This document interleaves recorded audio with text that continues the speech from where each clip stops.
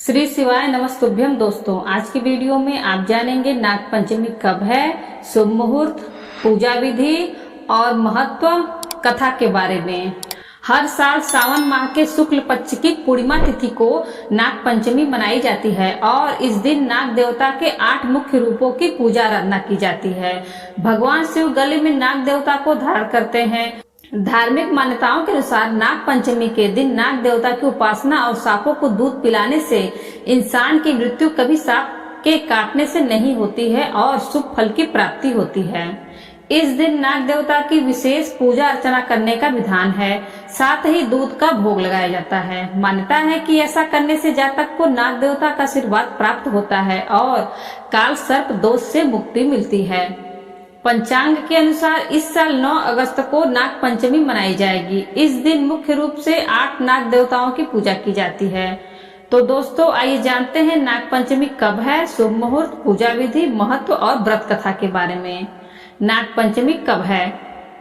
पंचांग के अनुसार इस साल सावन मास के शुक्ल पक्ष की पंचमी तिथि की शुरुआत 9 अगस्त 2024 को सुबह 8:15 पर हो रही है और अगले दिन यानी 10 अगस्त को सुबह 6:09 पर इसका समापन होगा। इसलिए उदया तिथि के अनुसार 9 अगस्त को ही नाग पंचमी मनाया जाएगा। पूजा का शुभ मुहूर्त। इस दिन पूजा का विशेष मुहूर्त दोपहर 12:13 पर शुरू होगा और दोपहर 1 बजे समाप्त होगा। इस दिन प्रदोष काल में नाग देवता की पूजा का बड़ा महत्व है। 9 अगस्त को शाम 6:33 पर, रात 8:20 पर नाग देवता की पूजा करने के लिए सबसे उत्तम मुहूर्त रहेगा। नाग पंचमी पूजा विधि। नाग पंचमी के दिन सुबह स्नान आदि से निवृत्त होकर शिवालय में पूजा अर्चना करें और फिर व्रत का संकल्प लें। इसके बाद घर के मेन गेट, घर के मंदिर और रसोई के बाहर के दरवाजे के दोनों तरफ खड़िया से पुताई करें और कोयले से नाग देवताओं के चिन्ह बनाएं। आजकल नाग देवताओं की फोटो बाजारों में भी मिल रही है, आप उनका भी प्रयोग कर सकते हैं। इसके बाद पूजा अर्चना करें और दूध अर्पित करें। घर के नाग देवताओं की पूजा करने के बाद खेतों या फिर ऐसे स्थान पर दूध का कटोरा रख दे जहां सांपों के आने की संभावना हो। नाग देवता की पूजा में सेवई और चावल बनाएं। फिर नाग देवताओं को दूध और जल से स्नान करवाएं और धूप दीप नैवेद्य अर्पित करें। इसके बाद सच्चे मन से नाग देवताओं का ध्यान करें और फिर आरती करें। आरती करने के बाद नाग पंचमी की कथा का पाठ भी करें।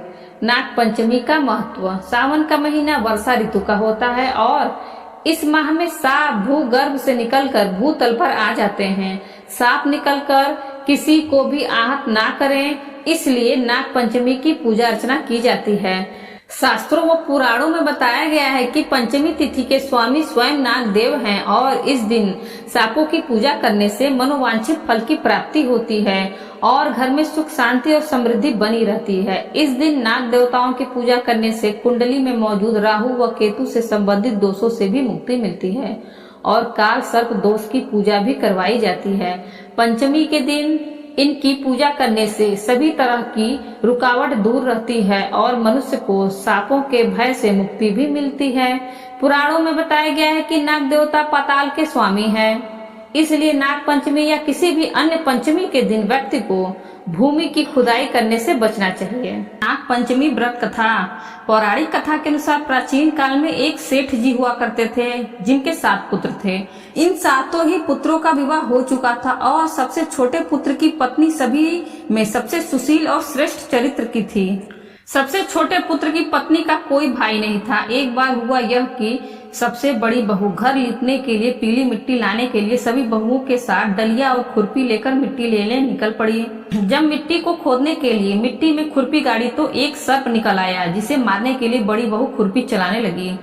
सबसे छोटी बहू ने उन्हें रोका और समझाया कि यह सर्प निरपराध है और उसे मारना पाप होगा। यह सुनकर बड़ी बहू ने उस सर्प को वहां से सही सलामत जाने दिया। उसके बाद सर्प दूसरी ओर जाकर बैठा रहा। छोटी बहू ने इस सर्प को देखकर कहा कि हम अभी लौटकर आएंगे, इसलिए तुम यहाँ से मत जाना। छोटी बहू बाकी बहुओं के साथ घर चली गई, लेकिन घर जाने के बाद वह घर के कामों में उलझ गई और सांप से किया हुआ वादा भूल गई। अपना वादा छोटी बहू को अगले दिन याद आया।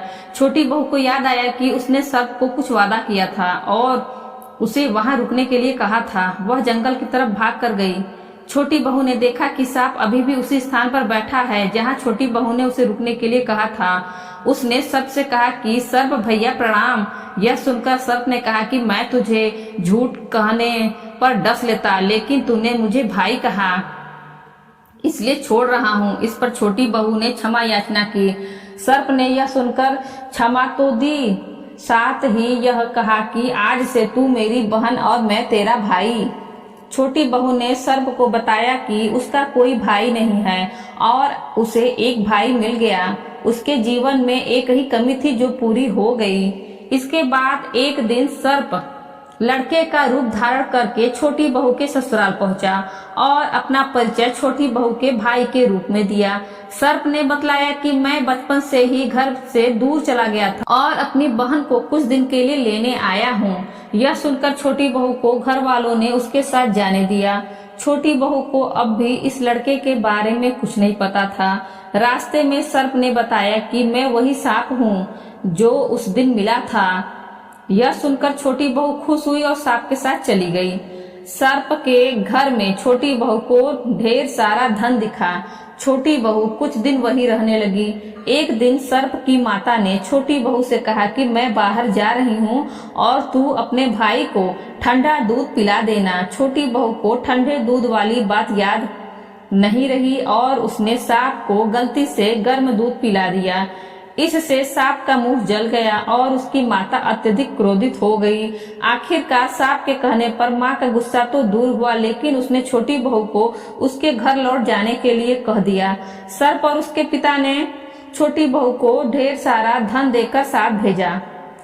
घर गई तो छोटी बहू के पास इतना धन देखकर बड़ी बहू ने कहा कि तेरा भाई इतना धनवान है तो और धन लाकर दे।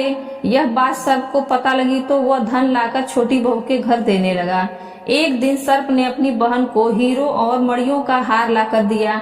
इस हार की अद्भुत सुंदरता की बात राजा और रानी तक पहुंच गई। राजा ने घर के सेठ को बुलवाया और सेठ ने डर से छोटी बहू का हार रानी को दे दिया। इस पर छोटी बहू बहुत निराश हुई और अपने सर्प भाई को बोली कि रानी ने मेरा हार छीन लिया है। कुछ ऐसा करो कि रानी जब मेरा हार पहने तो सांप बन जाए और जब मैं वो पहनूं तो हार बन जाए, तो वो फिर से हीरो का हो जाए। सर्प ने बहन की प्रार्थना सुनकर ऐसा ही किया। जब रानी ने उस हार को पहना तो हार सांप बन गया, जिसे देखकर रानी डर के मारे चिल्लाने और चीखने लगी। राजा को यह देखकर छोटी बहू की चाल समझ आ गई और उसे बुलवाकर कहा कि अगर तूने जादू किया है तो वापस ले ले, नहीं तो तुझे दंड दिया जाएगा। छोटी बहू ने बताया कि यह वही हार है और उस हार को गले में डाल लिया। छोटी बहू के गले में जाते ही हार फिर से हीरो और मणियों का हो गया। छोटी बहू ने बताया कि मेरे अलावा कोई और इस हार को पहनता है तो हार खुद ही सांप बन जाता है। यह देखकर और सुनकर राजा प्रसन्न हुए और छोटी बहू को उन्होंने कई उपहार पुरस्कार दे दिए। यह सब देखकर बड़ी बहू को ईर्ष्या होने लगी। बड़ी बहू ने छोटी बहू के पति के कान भरने शुरू किए और उसे भड़काया कि तेरी पत्नी ना जाने कहां से धन लाती है। छोटी बहू का पति उससे सवाल जवाब करने लगा तो सर्प भाई वहां प्रकट हुआ और पूरी गाथा सुनाई।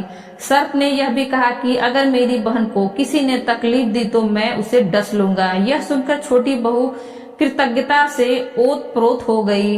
इसके बाद से ही हर साल वह नाग पंचमी का त्योहार मनाने लगी और तभी से सभी स्त्रियां सर्प को भाई मानकर पूजा करने लगी। दोस्तों, वीडियो अच्छी लगी हो तो वीडियो को लाइक करें और ज्यादा से ज्यादा अपने मित्रों के साथ शेयर करें और बेल आइकन दबाना ना भूलें, जिससे आगे आने वाले वीडियो की नोटिफिकेशन आपको सबसे पहले मिल सके। और इसी तरह के वीडियो देखने के लिए हमारे चैनल हिंदी कहानी नई पुरानी को सब्सक्राइब करें। धन्यवाद।